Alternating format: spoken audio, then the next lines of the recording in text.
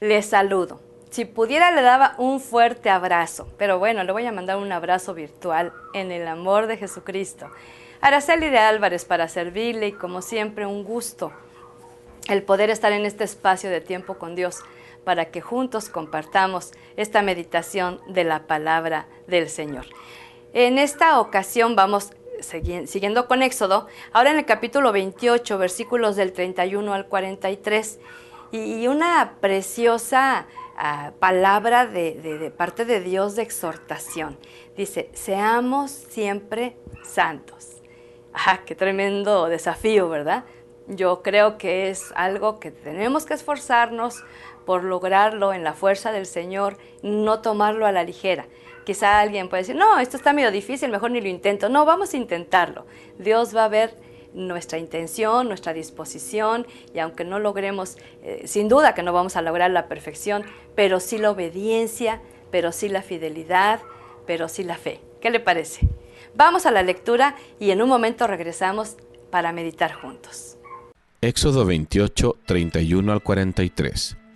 Harás el manto del éfod todo de azul, y en medio de él por arriba habrá una abertura, la cual tendrá un borde alrededor de obra tejida, como el cuello de un coselete, para que no se rompa. Y en sus orlas harás granadas de azul, púrpura y carmesí alrededor, y entre ellas campanillas de oro alrededor, una campanilla de oro y una granada, otra campanilla de oro y otra granada, en toda la orla del manto alrededor. Aarón lo llevará puesto cuando ministre, su sonido se oirá cuando él entre en el santuario delante de Jehová y cuando salga, para que no muera. Harás además una lámina de oro fino y grabarás en ella como grabadura de sello, santidad a Jehová. Y la pondrás con un cordón azul y estará sobre la mitra, por la parte delantera de la mitra estará. Y estará sobre la frente de Aarón, y llevará Aarón las faltas cometidas en todas las cosas santas que los hijos de Israel hubieran consagrado en todas sus santas ofrendas, y sobre su frente estará continuamente para que obtengan gracia delante de Jehová. Y bordarás una túnica de lino, y harás una mitra de lino, harás también un cinto de obra de recamador, y para los hijos de Aarón harás túnicas, también les harás cintos, y les harás tiaras para honra y hermosura. Y con ellos vestirás a Aarón tu hermano y a sus hijos con él, y los ungirás, y los consagrarás, y santificarás para que sean mis sacerdotes. Y les harás calzoncillos de lino para cubrir su desnudez, serán desde los lomos hasta los muslos. Y estarán sobre Aarón y sobre sus hijos cuando entren en el tabernáculo de reunión, o cuando se acerquen al altar para servir en el santuario, para que no lleven pecado y mueran. Es estatuto perpetuo para él y para su descendencia después de él. Pues como le decía, ¿verdad? El llamado a que seamos siempre santos. El asunto es este. En la palabra del Señor encontramos que el término santo, si bien Dios es 3 veces santo y nos habla en esa santidad de perfección, de pureza, de grandeza, ¿verdad? En el caso nuestro, como creyentes, como sus hijos, no es exactamente esa descripción, sino que muchas veces en el Evangelio y en el Nuevo Testamento se habla de que somos apartados. El término santo significa apartado para Dios. Una vez que nosotros tenemos un encuentro con el Señor, nos quiere apartar para cumplir sus propósitos. Entendemos que nacimos para su gloria, entonces Él quiere que estemos apartados para Él. Ahora, Jesús allá en el Evangelio hablaba y decía, no te pido que los quites del mundo, sino que los guardes del mal. Porque a lo mejor hemos pensado tú y yo, es bien difícil mantenerse puro en esta tierra tan contaminada. Dios lo sabe. Por eso Jesús intercedía desde hace 2000 años y pedía por nosotros que no nos quitara del mundo, sino que nos guardara, que nos apartara del mal. Entonces, con ese concepto de santidad es que Dios quiere que seamos santos, que tengamos claro que vivimos para Él y por Él y en Él, ¿verdad? Aquí vamos a encontrar algo que me llama la atención. Ahí en el verso 31 al 33 hay una instrucción acerca de la hechura de un manto azul, ¿verdad? Y vuelvo a lo mismo, el Señor da las instrucciones y Él es el soberano porque las quiere dar de esa manera. ¿Quién escogió los colores? Dios mío, no los puso a votación. Él dijo, azul y así debe de ser. Y luego les da la instrucción cómo deben hacerla. Yo no me quiero detener mucho en los detalles porque usted ya los leyó, pero lo que quiero llegar es esto, fíjate.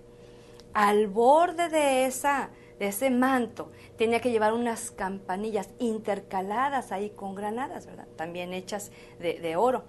Pero estas campanitas tenían un propósito. Y usted va a ver, conforme vamos adentrándonos en Éxodo, el porqué de eso. Una vez que al ministrar, en este caso a Aarón, se ponía sobre él este manto y que le daba, ¿verdad?, las campanitas al borde. Entonces, cuando él caminaba, cuando él movía, se escuchaban las campanitas, ¿sí? Cuando él entraba a ministrar al Señor, se escuchaba ese sonido, y cuando él salía. Y todo esto tenía un propósito, ¿verdad? Vamos a ver que este propósito es que si ese sacerdote, aquí Aarón fue el primer sacerdote, pero hubo otros que no siguieron los parámetros de Dios, y en la misma presencia de Dios, que era el lugar santísimo, cuando alguien entraba impuro, ¿sí?, de manera descuidada, de manera sin preparación alguna, podía caer muerto. Y en el momento que ya no escuchaban las campanitas, los que estaban afuera, que no podían entrar al lugar santísimo, entonces le habían atado un cordel a su pie y lo sacaban, pues estaba muerto, ¿sí? Por eso de ahí mucho temor a encontrarse con Dios, y hasta la fecha, ¿verdad? Hay una alusión ahí del apóstol Juan que dice que nadie puede ver a Dios. O sea, mucha gente en su carne, en su orgullo desafía, y Dios, si existes, quiero verte. No, mi amado, no le diga eso a Dios. Si Dios en presencia se le llegara a aparecer, usted se muere, porque Dios es santo. Y nosotros no podemos invocarlo de esa manera. Ese es un desafío, yo digo, orgulloso, necio. Dios tiene muchas maneras de manifestarse, y Él lo va a hacer como Él quiere. En este caso había una instrucción. Al lugar santísimo no entra más que el sumo sacerdote, ¿sí? Y entra con ese vestuario va sonando que entró, va sonando que sale, entonces significa que está vivo. Pero si no suena, significa que cayó muerto, ya no suenan las campanitas. Entonces vamos a encontrar, después de esta instrucción, que les pide que hagan una plancha de oro fino, ¿sí? Y esa plancha pues era algo, una plaquita, ¿verdad?, donde tenía que llevar inscrito santidad a Jehová. Y esta plaquita se iba a poner en la frente precisamente del sacerdote, para recordarle que se estaba encontrando con un Dios santo. Mire, mi amado, yo quiero detenerme brevemente para que medite conmigo en esto. Dios no es su igual, mi amado. Dios es Dios, soberano, eterno, grande, omnipotente, omnipresente, omnisciente, todos los omnis, ¿sí? Él no es igual a ti, no es igual a mí. No podemos tratarle como si fuera un cuate. Tenemos que tener claro que Dios es santo. A veces cantamos alabanzas a la ligera, vamos a la iglesia a la ligera, oramos a la ligera, leemos la palabra a la ligera, como si estuviéramos viendo el relato de un escritor humano. Mi amado, que no se nos olvide, en el caso del sacerdote era recordarle aquí en su frente, santidad a Jehová. No es que Dios era santo solamente, sino que le estaba pidiendo al sacerdote santidad, consagración, entrega. ¿Cuántas veces nos hemos ido a consagrar, a entregar, y volvemos a lo mismo? Y se nos olvida que tenemos que vivir una vida de santidad, y le repito, no es perfección libre de defecto. La santidad se traduce como obediencia, fidelidad, fe. Sí, es lo que quiere Dios de nuestra vida. Al sacerdote le recordaba que tenía que estar en santidad para entrar a ese lugar, porque se la jugaba si entraba de otra manera y podía caer muerto. Y podemos entonces encontrar que él entraba para llevar el pecado de las cosas. A mí esto me impactó mucho, fíjate, de las cosas que habían consagrado como ofrendas. ¿Se acuerda que veíamos en tiempos anteriores, verdad? Las ofrendas, el oro, la plata, las telas, las pieles finas, todo eso. El sacerdote entraba y le pedía a Dios que las limpiara del pecado. consagrar, porque esos elementos iban a ser exclusivamente para el uso del santuario. Solamente, no más uso. Nadie se las podía robar y llevarlas a otro lado. Un delito grave. Esto era exclusivamente para el Señor. Entonces es que entraba en este momento el sacerdote y entonces ofrecía esa oración para consagrar esas santas ofrendas, para que hallaran gracia ante los ojos del Señor. Y esto lo hacía de manera continua. Qué hermoso, ¿no? Entonces fíjate, qué bello es nosotros ahora cuando damos... A veces damos ofrendas en su situación económica de dinero, pero también hay congregaciones donde requieren también especie, ya sea despensas o ya sea material para la construcción o la remodelación del lugar. Qué importante es que esas cosas que ofrendemos de corazón y voluntariamente, el Señor las pueda tomar con agrado. Que no lo hagamos. Yo me acuerdo mucho a una persona hace algunos años en Guadalajara que me decía que cuando ella empezaba en Cristo, ella era una persona muy rica. Y entonces a ella le gustaba mucho que dijeran que levante la mano tal o cual, lo que fuera, ¿verdad? Lo que pidieran, pero le gustaba que pidieran que levantara la mano. Y dice que a ella le gustaba mucho levantar la mano porque tenía medio brazo cubierto de pulseras de oro. Y ella quería que al levantar la mano todo el mundo viera que tenía esas pulseras de oro. Un día, nadie se lo dijo Dios. Nadie humano le dijo, tú estás vanidosa, tú estás orgullosa de tus bienes. Y después, más adelante, tuvo un tremendo fracaso económico, fíjese. Y le dijo, no levantes tu mano para presumir. Y entonces, a partir de entonces, dejó de ponerse tantas pulseras, que no creo que tenga nada de malo. No, lo que pasa es que se ponía muchas pulseras de oro fino, pero para que las demás personas vieran eso. Cuidado con esto. En este caso, el asunto es dar una ofrenda al Señor de corazón voluntario, desprendernos de ello y que Dios la tome con agrado. Algo que también me llama la atención ahí en el verso 40 es que habla acerca de una tiara, ¿verdad?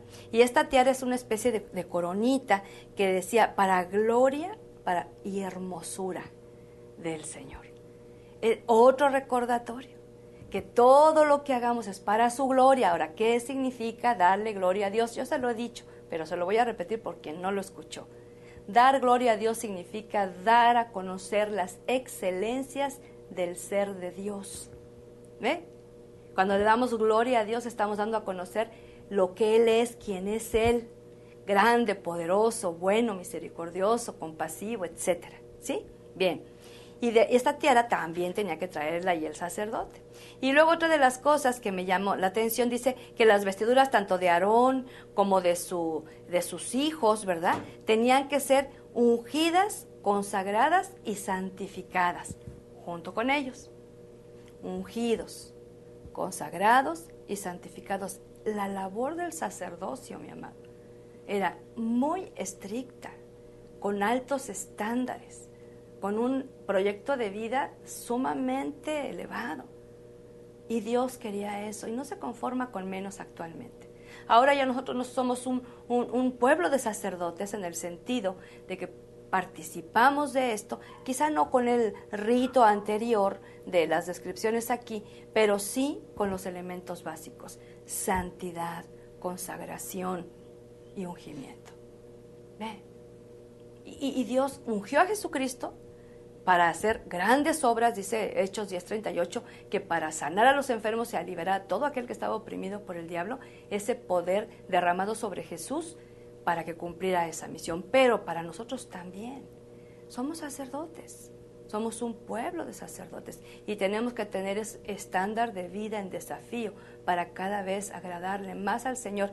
Somos gratos por medio de Cristo, pero ahora en nuestras actitudes. Y luego le manda que se hagan unos calzoncillos, que a mí me llaman la atención, que va desde el lomo, o sea, muy altos, hasta la pantorrilla. Y la idea de esto era cubrir su desnudez. Algo que llama mucho la atención en cuanto a este sacerdocio es que tenemos que tener nuestra desnudez cubierta. Y yo veo tristemente en ocasiones en la misma iglesia del Señor, mayormente jóvenes, pero también adultos, ¿verdad?, que con mucha facilidad se desnudan con el novio, se desnudan con la novia, se desnudan con la amante, se desnudan con el amante. Y un hijo de Dios, un sacerdote de Dios, tiene que cubrir su desnudez a menos que tenga un matrimonio bendecido por el Señor, en la ley correcta con el Señor. ¿Ve?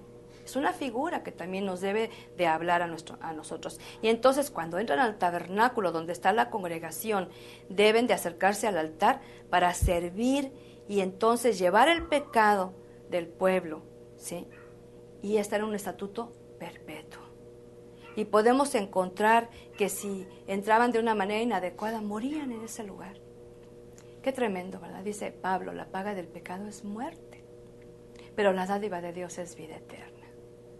Yo quiero darle muchas gracias a Dios por su vida y su atención a esta porción de la Escritura, porque sé que Dios nos habló una vez más, porque sé que el Señor no se conforma con menos que seamos santos, obedientes, fieles, de fe, ¿sí?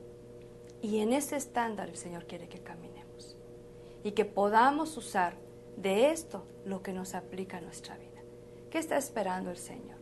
Él nos ha ungido con el Espíritu Santo, nos ha consagrado para su gloria y que quiere que vivamos en santidad. Qué tremendo desafío, ¿verdad? Pero estamos dispuestos porque Él está de nuestro lado para ayudarnos a cumplirlo. Ore conmigo y dígale al Señor, así desde lo más profundo de su corazón: Señor, cuánta belleza me ofreces. Perdóname todo ese tiempo que me estuviste buscando y me perdí de la riqueza de tu presencia con toda esa riqueza y esa belleza tan especial. Pero hoy que te conozco, hoy que te estoy conociendo, quiero más y más de ti cada día. Ayúdame, Señor, que esta meditación me lleve a grandes desafíos, a levantar mi visión, a no conformarme con ser un cristiano del montón, sino ser alguien que agrade tu presencia, Señor. Que puedas ver en mí un corazón dispuesto, consagrado, dedicado, en cualquier actividad de cada día, Dios. No necesariamente dentro de la iglesia, donde esté, allí, tu presencia sea notoria. Señor, gracias por el gran privilegio de ser tu hijo, tu hija, muy amados. Bendecimos tu nombre y te damos gracias por tu hermosa palabra. En Jesucristo, nuestro precioso y hermoso Consolador. Amén y amén. El Señor siga haciendo su obra y termine lo que ya empezó. En otra oportunidad nos veremos, si el Señor así lo permite. Bendiciones.